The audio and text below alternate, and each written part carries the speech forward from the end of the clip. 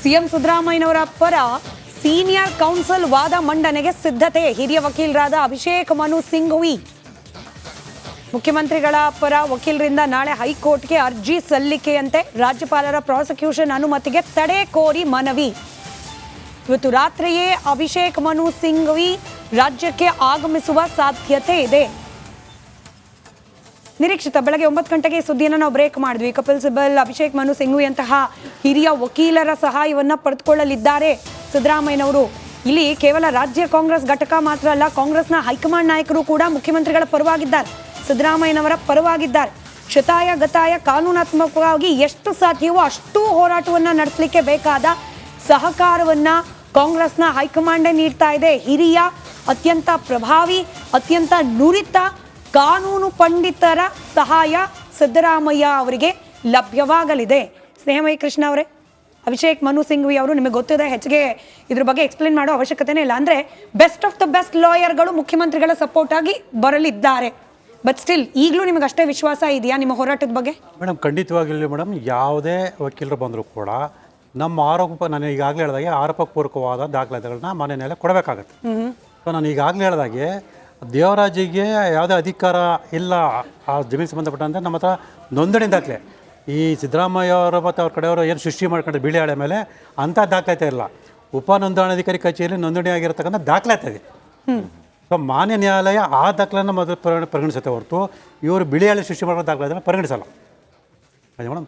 ಮತ್ತು ಇನ್ನೊಂದು ಏನಂತಾರೆ, ಇದೇ ಥರದ್ದು ಸಾಕಷ್ಟು ದಾಖಲಾತಿ. ಮತ್ತು ಇನ್ನೊಂದು, ಈ ಸಿದ್ದರಾಮಯ್ಯರ ಪತ್ನಿ ಶ್ರೀಮತಿ ಪಾರ್ವತಿ ಅವರೇನಿದ್ರೆ ಅವರು ಪರಿತ್ಯಾಜನ ಪತ್ರದ ಮೂಲಕ ಜಮೀನನ್ನು ಮೂಡಾಗ ಹಸ್ತಾಂತರ ಮಾಡಿ ನಿವೇಶನ ಪಡ್ಕೊಂಡಿದ್ವಿ ಕಾನೂನಾತ್ಮಕವಾಗಿ ಅಂತ ಹೇಳ್ತಾರೆ. ಅದು ನಾನು ಇತ್ತೀಚೆಗೆ ಬಿಡುಗಡೆ ಮಾಡಿದ್ದೀನಿ. 2020 ಸರ್ಕಾರ ಒಂದು ಆದೇಶ ಮಾಡಿ ಸುತ್ತಲ ಹೊರಡಿಸಿದೆ. ಏನು ಅಂತಂದರೆ ಪರಿತ್ಯಾಜನ ಪತ್ರದ ಮೂಲಕ ಯಾವುದೇ ಜಮೀನನ್ನು ಹಸ್ತಾಂತರ ಮಾಡಿಸ್ಕೊಳ್ಬಾರ್ದು ಅಂತ ಸ್ಪಷ್ಟವಾಗಿದೆ. ಅಂದರೆ ಇವರು ಸರ್ಕಾರದ ಆದೇಶವನ್ನು ಉಲ್ಲಂಘನೆ ಮಾಡಿ ಪರಿತ್ಯಾಜ್ಯ ಪತ್ರವನ್ನು ನೋಂದಣಿ ಮಾಡಿಕೊಂಡು ನಿವೇಶನ ಹಂಚಿಕೆ ಮಾಡಿದರೆ. ಸೊ ಈ ದಾಖಲಾತಿಗಳನ್ನ ಮಾನ್ಯ ನ್ಯಾಯಾಲಯಕ್ಕೆ ನಾವು ಕೊಟ್ಟಾಗ ಸೊ ನ್ಯಾಯಾಲಯ ನಮ್ಮ ಅರ್ಜಿನ ಪರಿಗಣಿಸುತ್ತಾ ಅಥವಾ ಅವರ ಅರ್ಜಿನ ಪರಿಗಣಿಸುತ್ತಾ ಗೊತ್ತಾಗುತ್ತೆ. ಬಟ್ ಇವಾಗ ಪ್ರಾಸಿಕ್ಯೂಷನ್ಗೆ ಅನುಮತಿ ನೀಡಿರೋದ್ರ ವಿರುದ್ಧವಾಗಿ ಕಾನೂನಾತ್ಮಕ ಸಮರ ಮಾಡ್ತಿದ್ದಾರೆ. ಆದರೆ ಅದನ್ನು ತಡೆ ಹಿಡಿಬೇಕು ಅಂತ ಹೇಳಿ ಅರ್ಜಿ ಸಲ್ಲಿಕೆ ನಾಳೆ ಮಾಡಲಿದ್ದಾರಂತೆ. ಅಲ್ಲ, ಅದನ್ನೇ ಮೇಡಮ್, ಅವ್ರು ಏನು ಅವ್ರ ಅರ್ಜಿಲಿ ಮಾಹಿತಿಗಳು ಕೊಡ್ತಾರೆ ಅಥವಾ ಅಂಶಗಳು ಕೊಡ್ತಾರೆ, ಅದ್ರ ಪೂರಕವಾಗಿ ನಾವು ಕೂಡ ಉತ್ತರ ಕೊಡ್ತೀವಿ. ಈಗ ನಾವು ಕೂಡ ಇನ್ನು ವಕೀಲರಾಗಲೇ ನಾಳೆ ಬೆಳಗ್ಗೆ ಒಂದು ಕೇಬಿಟ್ ಆಗೋದಕ್ಕೆಲ್ಲ ರೆಡಿ ಮಾಡ್ಕೊಂಡಿದ್ದಾರೆ. ಸೊ ನೆನ್ನೆ ಹಾಕ್ಬೇಕಾಗಿತ್ತು, ಸ್ವಲ್ಪ ತಡ ಆದ್ರಿಂದ ನಾವು ಮೈಸೂರಿಂದ ಬರೋ ತಡ ಆದ್ರಿಂದ ಸೊ ನೆನ್ನೆ ಹಾಕೋಕ್ಕಾಗಲಿಲ್ಲ. ಈಗ ನಾಳೆ ಬೆಳಗ್ಗೆ ಸೊ ನಾವು ಕರ್ನಾಟಕ ಉಚ್ಚ ನ್ಯಾಯಾಲಯಕ್ಕೆ ಮತ್ತು ಮಾನ್ಯ ಸರ್ವೋಚ್ಚ ನ್ಯಾಯಾಲಯಕ್ಕೂ ಕೂಡ ಕೇವಿಟ್ ಆಗ್ತಾಯಿದ್ದೀವಿ. ಆ ಸಂದರ್ಭದಲ್ಲಿ ಅವ್ರು ಏನು ಅರ್ಜಿ ಸಲ್ಲಿಸಿದ ತಕ್ಷಣ ತಡೆಯಾಜ್ಞೆ ಕೊಡೋಕ್ಕೆ ಸಾಧ್ಯ ಇಲ್ಲ. ನಮಗೆ ಅವಕಾಶ ಕೊಡ್ತಾರೆ. ಅವಕಾಶ ಕೊಟ್ಟಾಗ ನಮ್ಮ ಹತ್ರ ಏನು ದಾಖಲಾತಿಗಳಿದೆ ಮತ್ತು ಮಾನ್ಯ ರಾಜ್ಯಪಾಲರು ಏನು ಅಂಶಗಳನ್ನ ಪರಿಗಣಿಸಿದ್ದಾರೆ ಅನ್ನೋದ್ರ ಬಗ್ಗೆ ನಾವು ಮಾನ್ಯ ಗಮನಕ್ಕೆ ತರ್ತೀವಿ. ಆಗ ಅವರು ರಾಜ್ಯಪಾಲರನ್ನ ಎದುರುದಾರ ಮಾಡೋಣ, ರಾಜ್ಯಪಾಲರು ಕೂಡ ಅವರ ತಮ್ಮ ವಕೀಲರ ಮುಖಾಂತರ ಅವರು ಕೂಡ ನ್ಯಾಯಾಲಯಕ್ಕೆ ಒಂದು ಸ್ಪಷ್ಟೀಕರಣ ಕೊಡ್ತಾರೆ.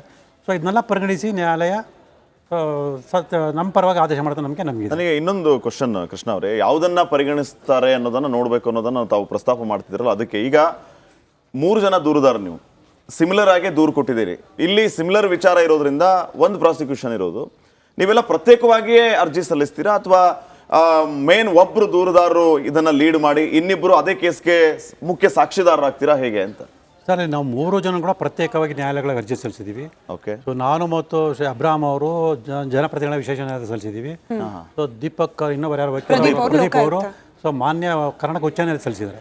ಸೊ 3 ಜನ ಕೂಡ 3 ಪ್ರತ್ಯೇಕವಾಗಿ ಅರ್ಜಿಗಳು ಸಲ್ಲಿಸಿದ್ರಿಂದ ಸೊ 3 ಜನನೂ ಕೂಡ ಪ್ರತ್ಯೇಕವಾಗಿ ನಾವು ನಮ್ಮದೇ ಆದ ಒಂದು ಏನು ನಿಲುವುಗಳಿದೆ ಅದನ್ನು ಮಾನ್ಯ ನ್ಯಾಯಾಲಯ ಗಮನಕ್ಕೆ ತರ್ತೀವಿ. ಸೊ ಅಂದರೆ ಈಗ ಪ್ರತ್ಯೇಕವಾಗಿ ನೀವು ಹೋರಾಟಕ್ಕೆ ಮುಂದಾದರೆ, ಈಗ ಪ್ರಾಸಿಕ್ಯೂಷನ್ ಈಗ ಅವರು ಕೂಡ ಎಲ್ಲರೂ ಪ್ರತ್ಯೇಕವಾಗಿ ಇದು ಮಾಡೋದು ಅಂದ್ರೆ ಮುಖ್ಯಮಂತ್ರಿಗಳು ಪರ್ಟಿಕ್ಯುಲರ್ಲಿ ಎಲ್ಲ ಕೇಸ್ಗೂ ಅಟೆಂಡ್ ಆಗಬೇಕಾಗುತ್ತೆ. ಈ ಕಡೆಯದಾಗಿ ಕೃಷ್ಣ ಅವರೇ, ಈ ರಾಜಕೀಯವಾಗಿ ಸಾಕಷ್ಟು ತಿರುವುಗಳನ್ನಂತೂ ಈ ಪ್ರಕರಣ ಪಡ್ಕೊಳ್ತಾ ಹೋಗುತ್ತೆ. ಇನ್ಫ್ಯಾಕ್ಟ್ ಕಾಂಗ್ರೆಸ್ನವರು ರಾಜ್ಯಪಾಲರ ವಿರುದ್ಧವೇ ರಾಷ್ಟ್ರಪತಿಗಳಿಗೆ ದೂರನ್ನ ನೀಡಬೇಕು ಅನ್ನೋ ಹಂತಕ್ಕೆಲ್ಲ ಚಿಂತನೆಯನ್ನ ನಡೆಸ್ತಿದ್ದಾರೆ. ಎಷ್ಟೇ ಒತ್ತಡ ಬಂದರೂ ಕೂಡ ನೀವು ನಿಮ್ಮ ಹೆಜ್ಜೆಯನ್ನ ಹಿಂದಿಡೋದಿಲ್ಲ ಅನ್ನೋ ವಿಶ್ವಾಸ ಇದೆಯಾ? ಖಂಡಿತ. ಅವರು ಯಾವುದೇ ರೀತಿಯ ಪ್ರಯತ್ನ ಪಟ್ಟರು ಕೂಡ, ಅದು ಯಾವುದೇ ರೀತಿಯ ಈ ಭಯದ ವಾತಾವರಣ ಉಂಟು ಮಾಡಿದ್ರು ಕೂಡ, ಯಾವುದೇ ರೀತಿಯ ಒತ್ತಡ ಅಥವಾ ಮತ್ತೊಂದು ಏನೇ ಮಾಡಿದ್ರು ಕೂಡ ನಮ್ಮ ಹೋರಾಟವನ್ನು ನಾವು ನಿಲ್ಲಿಸೋದಿಲ್ಲ. ನಾವು ಖಂಡಿತವಾಗ್ಲೂ ಮುಂದುವರಿಸ್ತೀವಿ. ಒಂದು ತಾರ್ಕಿಕ ಅಂತ್ಯವನ್ನು ಕಾಣ್ತೀವಿ. ನಿಮ್ಮನ್ನು ಯಾರು ಕಾಂಟ್ಯಾಕ್ಟ್ ಮಾಡಿದಾರಾ?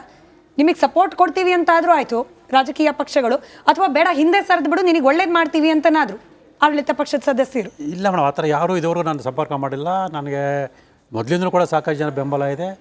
ಅವ್ರ ಬೆಂಬಲ ಈಗಲೂ ಮುಂದುವರೆದಿದೆ ಮತ್ತು ಮುಂದೂ ಮುಂದುವರಿಯುತ್ತೆ. ಅವರೆಲ್ಲರ ಸಹಕಾರದ ನಾನು ಜೈ ಗಳಿಸ್ತೀನಿ ನಂಬಿಕೆ ನನಗೆ. ಇನ್ ಕೇಸ್ ಸಂಪರ್ಕ ಮಾಡಿದರೆ ಸಂಪರ್ಕ ಮಾಡೋಣ ಅಷ್ಟೇ ಸರ್. ಹೇಳ್ದಲ್ಲ, ನಾನು ಈಗಾಗಲೇ ದಶಕಗಳಿಂದ ಹೋರಾಟ ಮಾಡ್ತಿದ್ದೀನಿ. ಯಾರು ಸಂಪರ್ಕ ಮಾಡಿದ್ರು, ಯಾರು ಒತ್ತಡ ಹಾಕೋರು, ಯಾರು ಬೆದರಿಕೆ ಆದರೂ ಕೂಡ ನಾನು ಹಿಂದೆ ಹೆಜ್ಜೆ ಇಟ್ಟಿಲ್ಲ, ಇಡೋದೇ ಇಲ್ಲ. ಒಂದೇ ಒಂದು ಫೈನಲ್ ಕ್ವಶನ್ ಕೃಷ್ಣ ಅವರೇ, ಕಾರ್ಯಕ್ರಮ ಮುಗಿಸ್ತಾ ಇದ್ದೀವಿ. ಏನು ನಿರೀಕ್ಷೆ ಮಾಡ್ತಾ ಇದ್ದೀರಿ ನೀವು? ಏನಾಗಬೇಕು? ರಾಜ್ಯದ ಜನರಿಗೆ ಏನು ಹೇಳಕ್ಕೆ ಬಯಸ್ತೀರಿ ಈ ವಿಚಾರದಲ್ಲಿ ದೂರದಾರರಾಗಿ?